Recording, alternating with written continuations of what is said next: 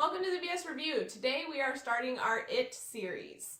I have always been a big book reader and I love to read the books before movie adaptations come out. So when the new It movie was announced, I really wanted to read the book first, and when I mentioned that, Steven expressed that he was also interested in reading the book. So we decided to buddy read this book together. And once we're done reading it, we're going to do a full video on that, which is this video right here. And then after we're done reading the book, we're going to go watch the original miniseries from the 80s. And then once the new movie comes out in September, we're going to watch that and do a full review on it. So today we're starting our book review video, and we decided for this one we're going to do weekly check-ins. So as of right now, we are 100 plus pages into the book, and we're trying to split this among 8 weeks. So we've split up the book into 8 different sections that we're going to read through each week, and then we're going to get on here and tell you our thoughts along the way. Going into this series, neither of us know very much about it.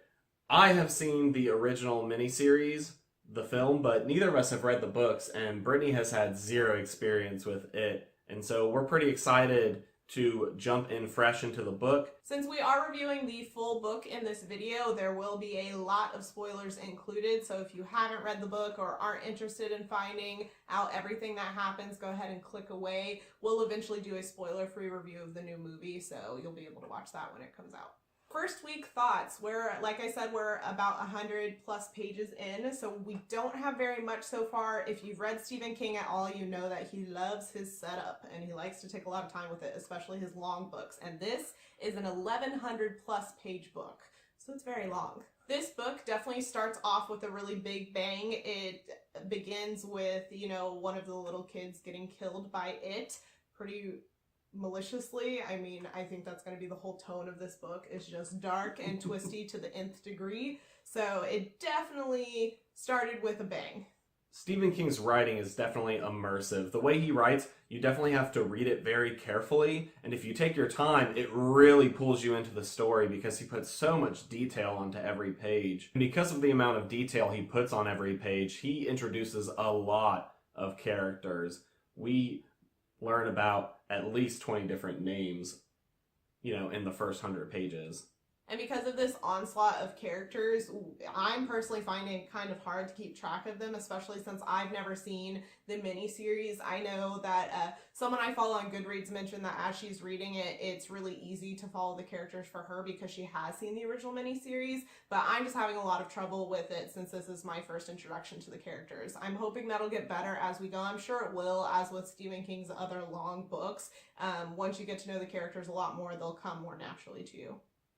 He's definitely building his story like a puzzle so far. So you see the border pieces start to come in where he introduces his character here and shows some backstory over here. Quite clear how it fits together right now. So we're hoping that as we get further in, you get more of a streamlined story.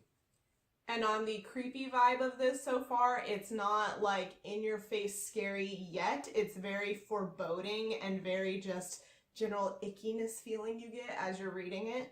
Our thoughts for the first week. We're really excited to see where this book goes, and hopefully we like it. Welcome to week 2. We've read a little bit further in the It book, and things are definitely coming together. Yeah, we're still only, I think, 210, 215 page count-wise, so we still have, over 800 to go. But, yeah, we're definitely learning a little bit more about some backstories of characters. I know we mentioned in our check-in last week, which was like 30 seconds ago for you, but a week ago for us, that we were having trouble keeping up with characters, but at this point, we pretty much know who all the main characters are. We've learned a little about them as adults and as kids, and we're starting to really get into the story, and I'm very pulled in at this point. I was reading the other night, and I was like, oh my gosh, and I just had to stop, because I was like, it's too creepy. Yeah, not only has it gotten creepier, but we've also gotten to know, the kids we were introduced in the beginning of the book. We've gotten to know what situations they're in as adults because they're being called back to Derry. And, we get a glimpse into their lives as they've all grown up. And oh my gosh, everyone is jerks. All of them are giant assholes. Everyone's a jerk. But I think that's part of it, because I think as they start remembering their trauma, they suddenly realize why they are the way they are and why they're all kind of jacked up now. Yeah, and I mean, Stephen King's books, at least for me, have a history of making me very uncomfortable, which I know is like half the point of how he writes. But like reading through Beverly's backstory, I know we were actually reading it like basically on the same day. I think we were like just a few hours apart of each other reading it. And I'm sitting there and I'm just like, I hate Beverly's husband. He needs to die. And he's like, just wait. And like, that was rough to read. Yeah, it was very hard. Yeah, the whole time we stopped, we're like, I hope something bad happens to this person. And now Beverly is my favorite character so far, so. It's working out. Yeah.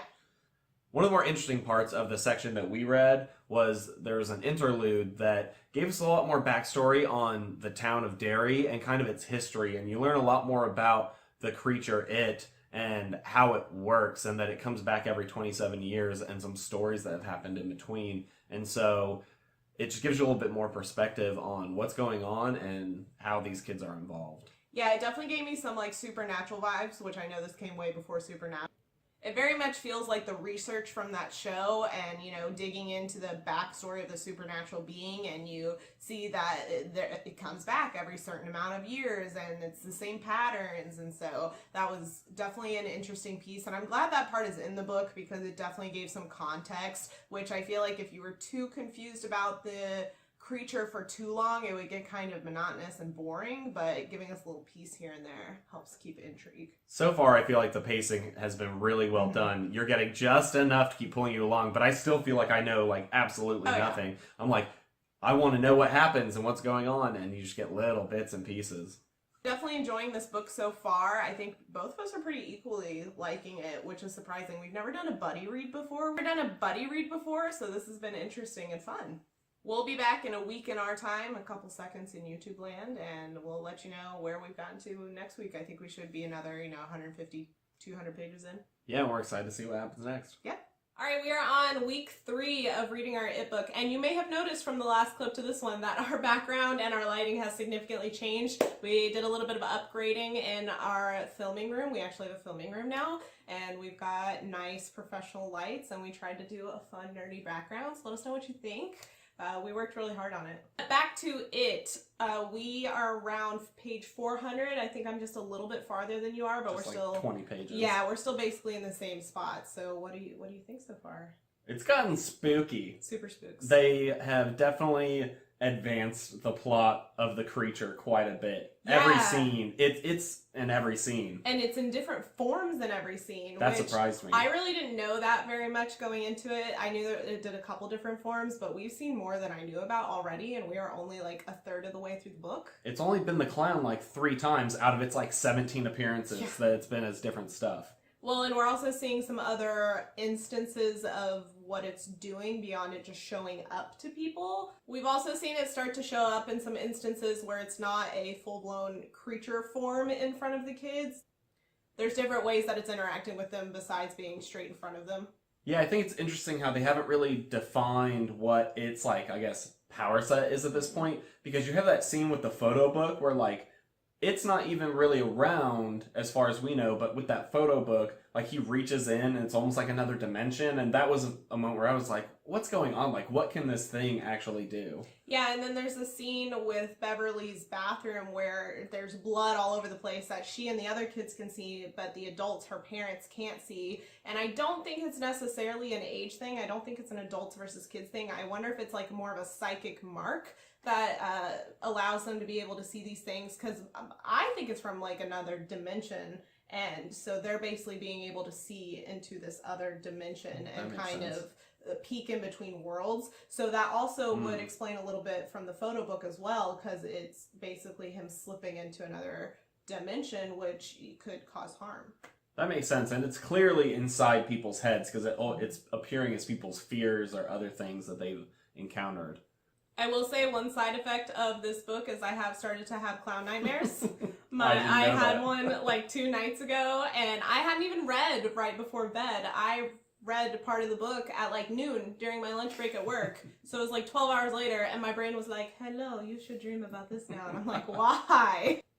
Well, at this point, we're a good chunk of the way through the book. We're almost halfway, I guess a couple hundred pages less.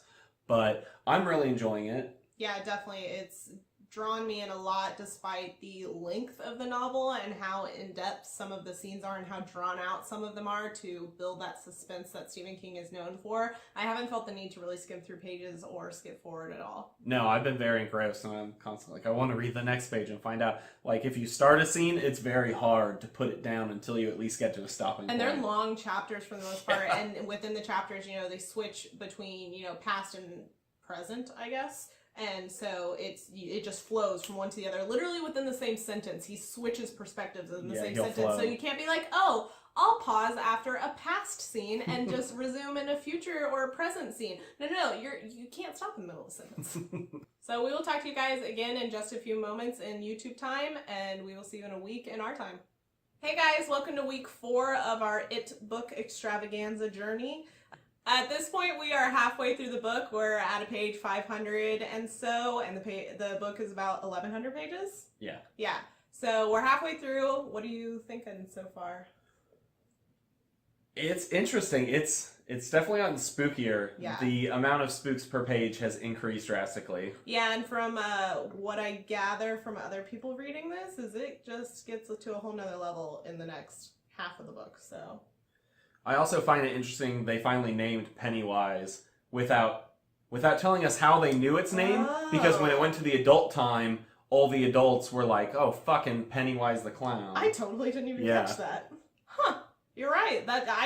Since we already knew the name of it, I just didn't even catch on the fact that it was the first time mentioned. Huh, so I guess at some point when they're kids. We're going to find out how they learn its name.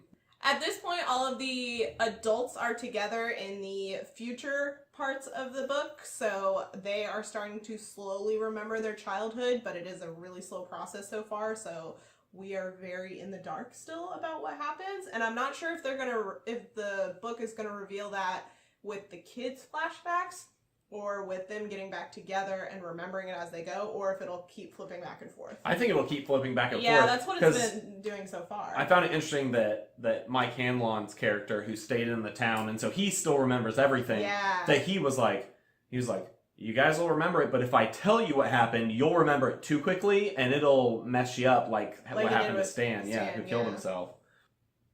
Overall, I feel like the pace of the book has picked up. At this point, it has actually targeted these kids. Oh, yeah. Because it's actually called them out by name and knows that they're grouping up together. Mm-hmm. So there's something about this grouping of kids for some reason that it is already regarding them as a group, even though they haven't all necessarily met up. Yeah, and we know that based on them talking, as they're adults getting back together, that they disrupted something, because we know this is a 27-year-ish cycle, give or take a couple years.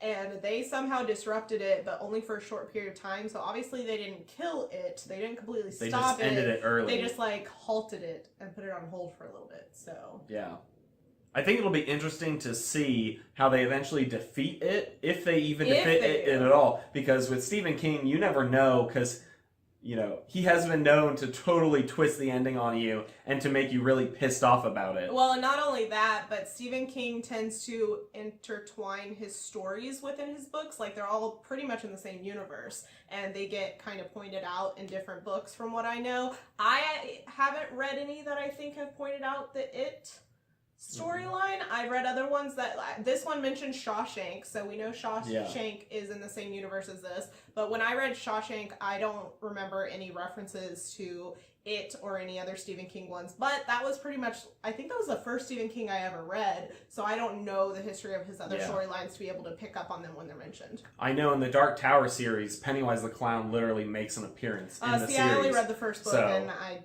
had held no interest for me, so I didn't continue. Also slowly learning more about Derry's history and why Pennywise is there and why it's targeting that town. There's something about the town, there's this mysticism around it where people in the town are just not right, and violence is just kind of looked over and not really considered a big deal. And so there's something, in the water, so to speak, of that town, and we don't know quite what that is. I'm hoping they'll explain it at some point. Yeah, I mean, they mention how in, Chicago, if 3 kids are murdered in a row, that gets national news. But for some reason, 9 kids in a row get murdered in Derry, and it doesn't make a newspaper the town over. So there's something going on about how it, keeps it quiet and how the people are kind of subjugated. Yeah, it warps people's minds and how they react to things somehow. We just don't know what that is yet. Well, that marks our halfway point, and we'll see you guys on week 5. Through the magic of the internet, we are now on week 5. So what are your thoughts so far? Well, we've gotten a lot further in the book. This is by far our biggest chunk that we've had to read. Yeah, in 1 week. And I thought it was really interesting. Most of this section, they were actually adults, and we were learning more about their adult lives, and they all made it back to Derry. And I think it's pretty interesting. I definitely like their adult characters a lot more than I did at first, because at first I was like, man, they're all kind of jerks. But as they've kind of reverted to their actual selves almost as they've gotten into town, I thought that was fascinating. We also keep learning more and more about it and its powers and just the way it operates in the world. So we had this one scene where it was with Ben. Mm-hmm. Yeah, with Ben in the library, Cool. where there are other people around, and it is showing up to Ben, like on the stairs, talking to him and messing with him, like where Ben can actually see him, and he has to like pretend that he can't see this creepy clown that's talking to him while everyone else is around kind of being like, what's happening? Yeah, because if he makes a scene, then it looks bad. And he actually pointed out that this is a town where all these children have gone missing, and so if some random dude from out of town just pops up and starts acting really weird in public, people are going to start getting suspicious. Especially in like a library where a lot of kids kids are, yeah. And we do start to learn more about what it is. They actually describe it in another one of the interludes like, what kind of creature it is, and there's a lot of different names for it, and they're related to vampires, like how it can interact through thought and appear as whatever you fear most. I think it was kind of cool to see how they're figuring it out. Yeah, it's going to be really interesting to see how they end up dealing with it, because it almost seems like they haven't encountered its physical form very often, or at least not in this past chunk that we just read. It was a lot more like mind games than actual physical appearances. Well, and every time it physically appears, there's always a little blurb in there that's like, even though I knew it wasn't real, it would have totally killed me. Like, it's almost like it's physical, but not physical. Yeah, so that's a really interesting aspect that we've been learning more about.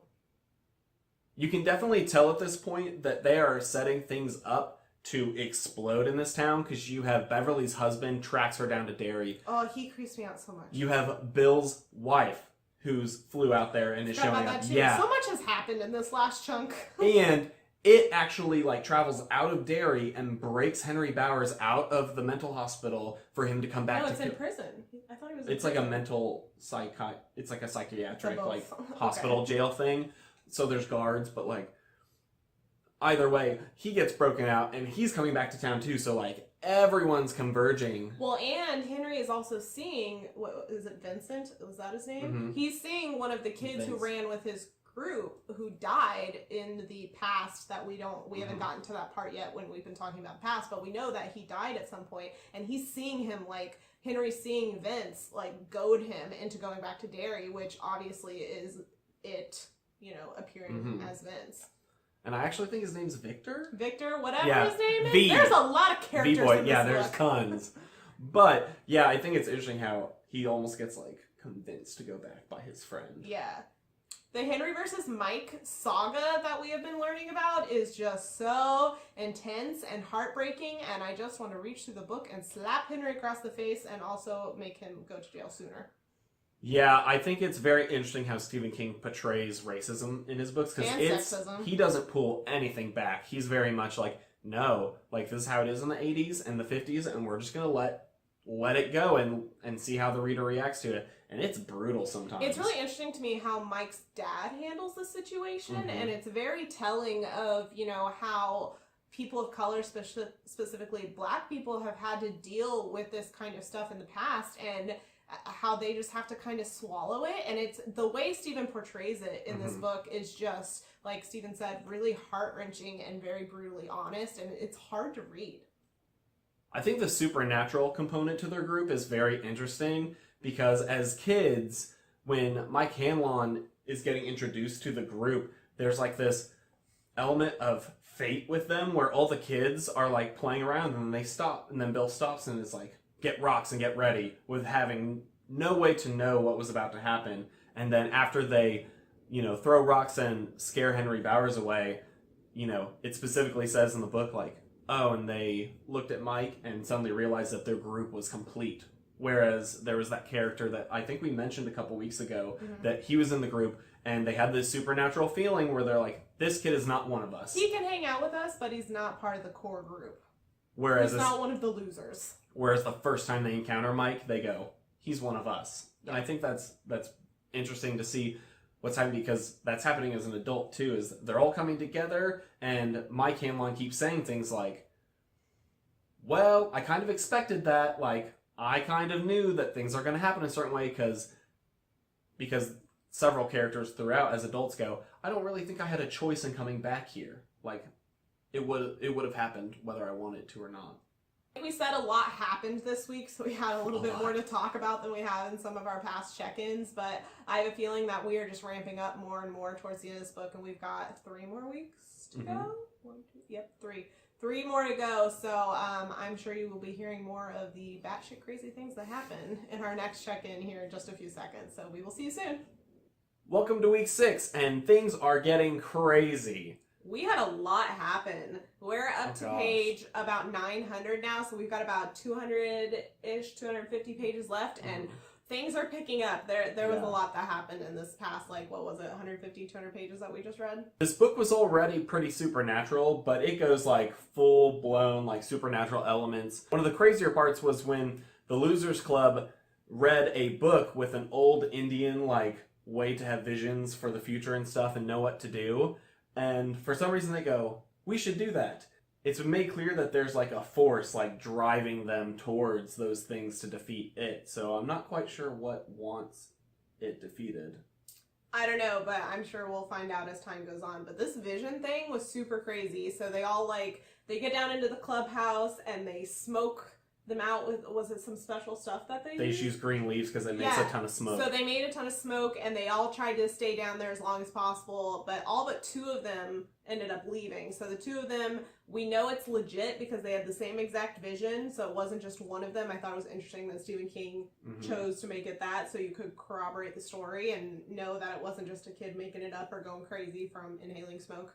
And it was crazy what they saw, is they actually saw where it came from. It came from not necessarily space, but from something from space. It crashed like a meteor. Yeah, and it crashed in Derry before Derry existed. So it's been there forever. Yeah, it's been there since ago. Which explains why the town of Derry is kind of just saturated with this weird evil vibe, which they've referenced several times throughout the book. So it was interesting. So the audience or the readers has known throughout the book that Eddie's medical issues are not necessarily true medical issues. We know Eddie's mom is trying to control him and protect him abusively with this medical issue, and it turns out that the pharmacist actually tells him the truth about it. So Eddie's kind of having a really hard time with that, obviously. I mean, when you grow up to be, what is he, like 9 or so, that thinking you're sick and then you're not, it kind of put a lot of things in perspective for him, which I think was a really important development of his character. Which he even decided later, though. He was like, placebo, I don't care if it works, it works. Yeah, so he ends up getting his arm broken by Henry Bowers and his crew. So he ends up in the hospital, and his mom is, of course, mothering him and smothering him. The losers end up coming to see him, and she sends them away and is such a terrible person to them. And Eddie hears the whole thing. I hate Eddie's mom so much. And Eddie ends up standing up to her at some point about it, which I think was really critical for his character. It was very interesting. I think that might play into their final battle with it or something, because he's kind of coming into his confidence. Yeah, it'll be interesting to see, because one thing that they keep mentioning in those moments is like the mom was like, it was like Eddie, but suddenly not Eddie. There was so much power around him, and we're starting to see the mention of power a lot more. It seems like there's something running through the group that's tying them together and pushing them towards things and changing them and making them stronger in preparation for this epic fight. So we saw that a lot with Eddie's character in this section. One of the creepier parts of this section was the character Patrick. And this dude skeeves me out. Oh, this whole section gave me the heebie-jeebies. I'm literally sitting in my break room at work reading this whole section, and I'm just sitting there like, ugh. Like, I'm pretty sure I was physically doing that, and if any of my coworkers had been paying attention, they would have been like, what the F is wrong with Brittany today? It was just really gross. from just the fact that he's a psychopath and he's like Yes.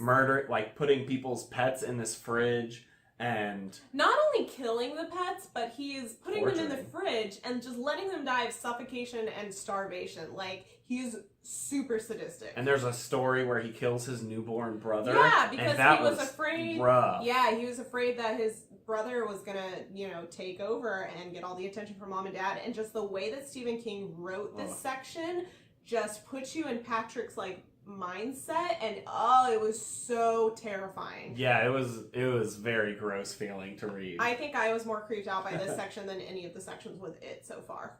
I agree. And then Stephen King goes one further and it kills Patrick, and it is a very creepy way how he does it. Yeah, so Beverly saw all of this and she was traumatized by it. We know that it preys on your fears and uses that against you whenever it kills you, tortures you, scares you, whatever.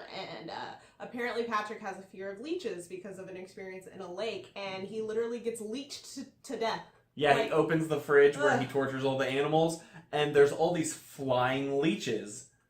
And they all suck all the blood out of him and exploded everywhere. And it is a long drawn out scene in this Yeah. book, so you're just reading it, you're like, make it stop, make it stop, make it stop. And what was interesting about this section, because I know that the Losers Club, when they've seen the blood in Beverly's bathroom and those kind of things, they see the same thing. But I didn't know if it was always that case, if, however it is manifesting something to one person, if it's automatically being able to be seen by everyone who can see those things. I don't know, for some reason I thought maybe with the Patrick thing, Beverly would be able to see it the same way. I thought But she actually gets bit by one of the leeches, so, which was the crazy part. So we know that the way it interacts is not isolated to just the person it's attacking. It can still interact with other people around who can see its apparitions, whatever you want to call it. Yeah. So I thought that was an interesting little piece of the puzzle to this supernatural being.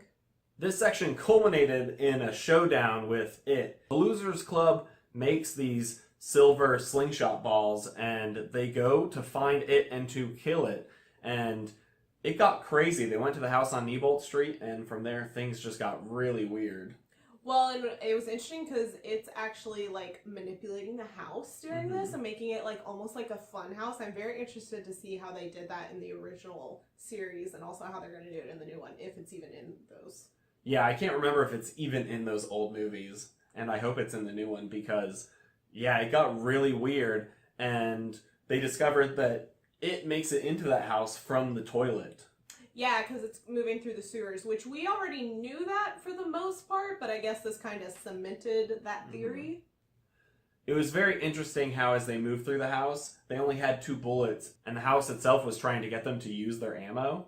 On other things besides it, Yeah. and try to, throw them off and protect it. And one of the coolest parts was at the end when they're fighting it. It's there in werewolf form, attacking people, and Beverly hits it once, but she's already missed with one of the balls, so she only has 1 shot. She hits it, it hurts it, and they're out of ammo and they don't know what to do, so they all just pretend. And I thought, oh yeah. Yeah, and so I thought that was an interesting part, is because we know that it can get in their head to do their fears. So I was surprised when they were able to convince it that they had another shot when they didn't, and they all knew it, and they all just bluffed together. So it seems like they can kind of do the psychological stuff back to it to a certain degree. So we have a lot of pieces falling into place for, I'm kind of seeing how things might come into play during whatever final battle they have, and it's very interesting. All right, we have 2 more weeks to check in. We have about 250 pages left, and I have a feeling it is just going to be an absolute roller coaster from here on out. So we will check in with you in a second once we've passed a week in real time. All right, guys, welcome to week 7. We are almost all the way through the book. We just have a little bit left, about 100 pages.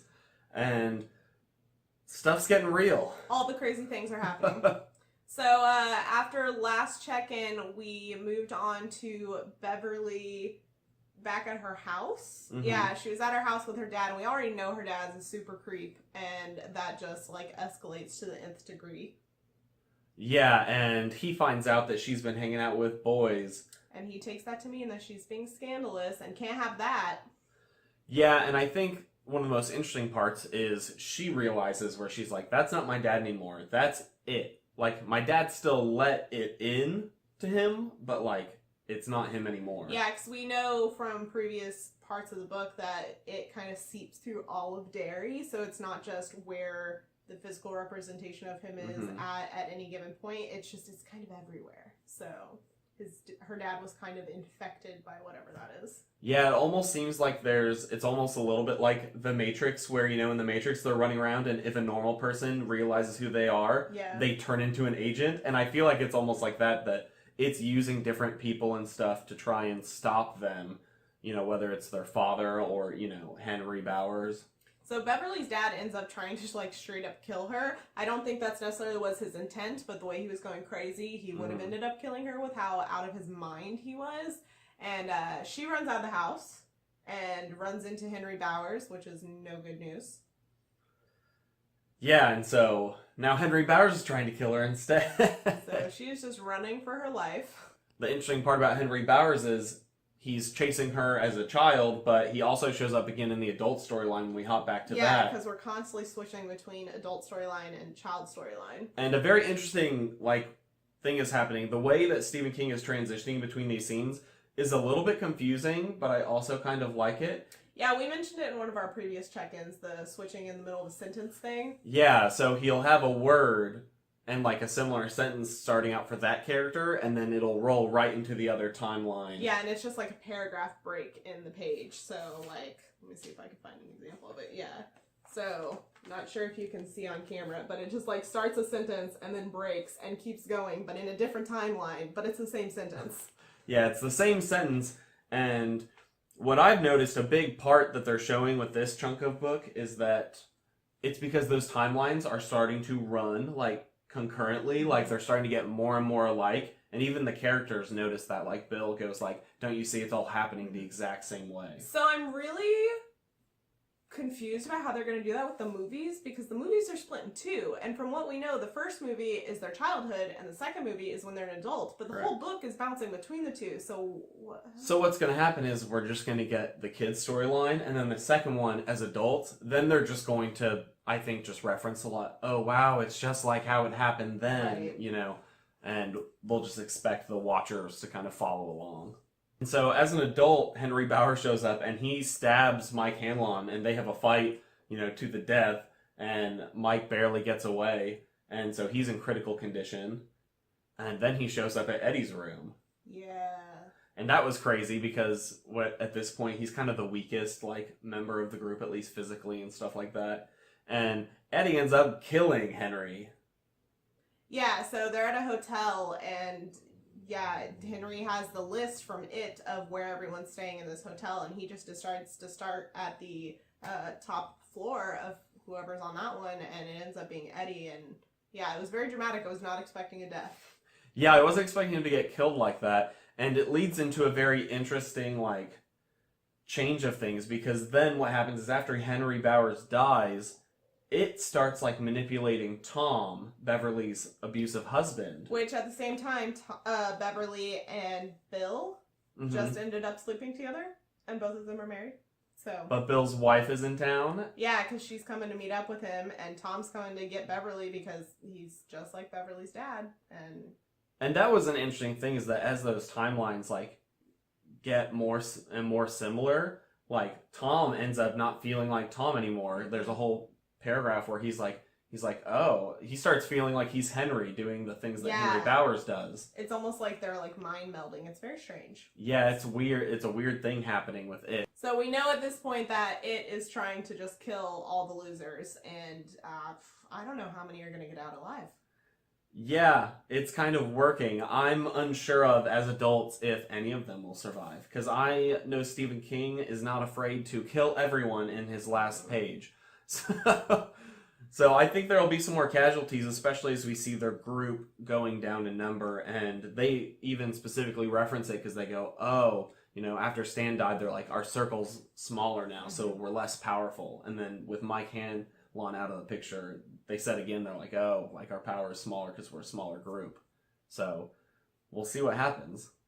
But at this point, we only have 130 pages left, so we are excited to discuss the conclusion of the book with you guys next week, or 2 seconds in YouTube land. Welcome to our final It check-in for the book reading vlog that we've kind of been doing the past few weeks. Yeah, this is the finale of the It series. We both finished the book at this point, and we have some thoughts about the final chapters. Yes. So what did you think about the whole finale saga? Because there was quite a bit that happened towards the end. I think the most surprising part of the end of this book is how crazy it got. Just, it was really surprising to me how basically they're like flying through the universe and they're like battling inside each other's minds. It got really weird at the end, is what I would say. That's not unexpected for Stephen King novels, No, is I've heard that a lot of times his books are pretty like interesting and typical, but they always take a weird turn at the end. And I think this one kind of did that. It surprised me the way he handled the finale. But as far as actually fighting it, I liked it. Yeah, and we actually have technically like 2 finales, because we have the fight when they're kids in the 50s, and then we have the fight when they're adults in the 80s. How did you feel about the final confrontation with it? The final Both. Or both? Okay, so the first one with the kids was definitely really weird. I mean, both of them were really weird, but by the time you got to the second one, you're like, oh, okay, we've done the song and dance. But yeah, it was not what I was expecting, I will say that. So we end up finding out that its real form that the kids kind of make sense of in their own heads is like a spider type thing. Like, it's not a spider, but that's the closest thing that they can compare it to. And I was just like, really? After all of this buildup, it's a spider? I don't know. I mean, I was okay with it being a spider, because it did kind of explain, like, this is the closest thing that their minds could make of it. Right, but you still have, like, webs and eggs and, like, lots of things that have to do with, like, spiders. And so, I don't know, I expected it to be a little more out of the box. But I think that was part of the rules, too, because it mentioned that, like, because it's in that form of a spider, it has to follow the rules of the spider. Yeah. So we see the kids find the final form of it, and they battle it and assume that they've defeated it, which obviously they did not, because they had to come back as adults. But, yeah, it was really intense. They were technically in, like, a different dimension, right? Like, they went through this door in the sewers, and they're, like, in this new dimension that we don't really... There was not a whole lot of, like, explanation of what that looked like. Like, to me in my head, because playing it as a movie in my head as I'm reading it, I'm like, okay, it's a blank, dark space with this, like, spider in the middle of it. And the spider was pregnant, so let's talk about that. Which I thought was gross, because they teased that earlier in the book, because a guy saw it and was like, it's a she! And, yeah, Really? You remember that? Yeah, because No. a guy, like, saw it, it died, and was like, it's a she. Oh, I don't remember that. There's a lot that happens in this book. We can't keep track of it all. And I believe they don't find out that it is pregnant until they come back as adults. And that was just weird and gross. Yeah, I thought it was especially gross after they had really injured it and it was running away. It just starts dropping all of its eggs all over the floor. Yeah. And they're, like, stepping on them to make sure they die. Like, it was very brutal. I'm very curious to see how they do this whole end part in the movie. And especially in the miniseries, because I haven't watched the miniseries yet. We're going to do that in a couple weeks, but... Yeah, I'm very interested, because this was nuts, and I have no idea how you can portray all that on film, which I guess if you just did it just like in the story, it would kind of make sense, but you have to lay the groundwork, because that's what the book does. Yeah, because I think that it runs the risk of looking really cheesy on film and really goofy, and you finally get to that point and be like, oh, I'm not scared anymore. Like... I think if they do it more like a Stranger Things, yes, where it's more like the Upside Down, where it has that kind of feel and look to it, then it makes a lot more sense than if they just like are flying through space or something, because that might look a little goofy. So after the final confrontation with it, we get to the most controversial part of this book that I've heard from people, and we have feelings and opinions about it. So I did not have forewarning for this. Steven was aware of it, because is it in the miniseries? No, okay, good. It's not, but I just heard about it from the book. And they somewhat reference it way earlier in the book, like Beverly says something about it, but it's just a small little, like, comment, and I was like, that's weird, I'll save that for later. And I was not expecting it to be what happened, and I'm not happy about it. Yeah, if you don't know what we're talking about, after they defeat it, they're stuck in the sewers, and in order to bring them closer as a group... When they're kids, Beverly decides the best way to pull them all together as a group so they can get out of there alive is to have sex with every single one of them in a row. Yeah. So I think Beverly was supposed to be, what, like 13? They age range from, like, what, 10 to 13? Yeah, I think so. Something? Yeah. This is not okay. At all. Yeah, it was gross. Yeah, it was mostly the fact that, yeah, they're like 12-year-olds and you're reading 8 pages of like graphic sex of 12-year-olds, and I think that part was just, it felt so unnecessary. So, I've seen some arguments for it. Not strong ones, but some people claim that it is important to the storyline, and the way that Stephen King introduces it kinda makes it that way. You could literally take out these 8 pages and the story would be the exact freaking same. It was not necessary. It wasn't explained well. I feel like Stephen King was sitting down at his computer or wherever he writes and was like, you know, it'd be really fucked up if I just plopped this in. Yeah, I feel like if he also had written it in a different way, like if the act itself was still there, I'd be like, I don't get it, but okay. If he had just said, Beverly takes them one by one into the room and like has sex with each of them and then they come back, like maybe not exactly like that without it being so graphic. It wouldn't have been so, but it was like 8 pages of like, you know, talking about their penis size and how she felt. It was very just weird. And as soon as you get past it, it's like, and when it's over, yeah, and it's over and we're gonna move on. It doesn't matter. And I've mentioned this in some other videos in general, but I don't like how Stephen King writes women in general, and Beverly was a great character until this point. I think that he totally just eviscerated her character and just boiled her down to a sex object, and I'm 100% not okay with that being the only, like, female character in the story. And can we talk about the heteronormativity of it? Because if the point is to bring them all closer and that they need to have sex with someone... Maybe they should have all had an orgy together. Yeah, right? I feel like that would have made more sense. Like, why does that have to be Beverly having sex with everyone? One by one, yeah. That doesn't make sense to me. If the point is to bring them all closer, that's only bringing each individual boy closer with Beverly. It's not bringing the boys closer to the other boys. That would have made more sense, yeah. So, Stephen's explanation of why this was necessary just has so many holes in it, and the way, like, it starts, it's just very abrupt. All of a sudden, they're, like, leaving. They think they defeated it as kids, but for some reason, they still need to be brought closer together. They can't get out because they're getting scared. Yeah, and so to not get scared, apparently if you have sex, you're never scared anymore, did you know?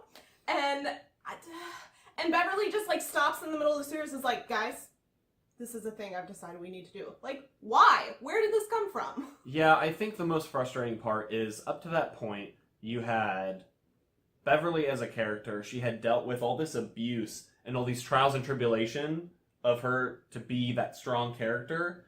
And Stephen King also gives every single other member of the group, like, their thing. Mm-hmm. So, like, Mike's the guy who is strong enough to stay in the town and weather that and remember all that stuff. And Bill is the leader. Eddie can find his way anywhere. He's their navigator. And he has the belief of his medicine thing, which ends up becoming important in the final battle. And Stan has his birds, and also is the one who cuts their hands and, like, gets them all to promise to come back. And Beverly is reduced to being a sex object. Yeah, so they all have their cool, you know, Ben's the architect. They all have their cool things that lend to the group's power. And Beverly's ends up being that her vagina pulls them closer together because they all want to bone her. And I think that's really sucks for how good her character is, especially with those scenes with Tom where she, like, fought back and, like, was overcoming that trauma. It just perpetuates the narrative that women are only good for their sex organs. Yeah, that because she could have sex with them, that was her value in that scenario. And we really didn't like that. Despite that scene that we were just talking about, I really enjoyed this book outside of those 8 pages. I think it was really great. I probably would have given it 5 stars, which is pretty rare for me with books. I don't give those out very often, and I would have recommended it to everyone. Those 8 pages make me hesitate to do that. I will always have to do it with the caveat of warning people about that for my own personal reasons. Yeah, besides that, I think I really enjoyed this last section and all the others. And if you want to hear more of an overarching view, I know we've gone week by week and described what we've thought as we've gone through it. And we'll be having another video coming up that will be our final thoughts and full review of the novel in its entirety. And so you guys can stay tuned for that.